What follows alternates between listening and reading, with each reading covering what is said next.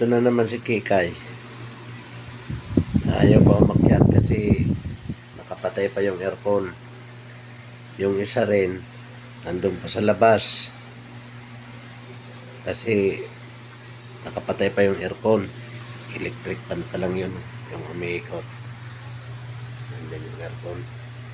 Nakapatay pa. Kaya ayaw pa nito umakyat dito sa higaan nila. Yung isa naman, andun pa sa labas. No, sige na Kikay. Umakyat ka na, bubuksan ko na yung aircon.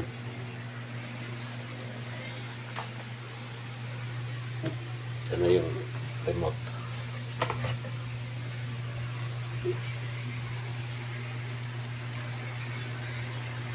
Oh, ayan na.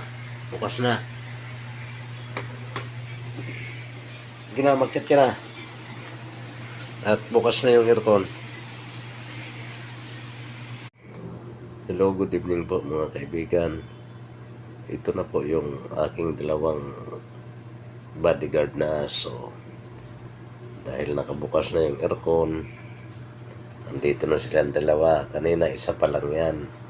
Ito si Bunso, yung malaki na lalaki. Nasa labas pa kanina yan. Ito lang yung nandito na kanina si Kikay sa lapag. Nung patay pa yung aircon.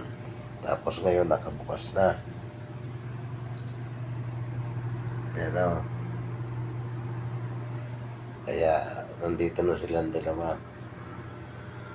Ready na naman matulog yung aking dalawang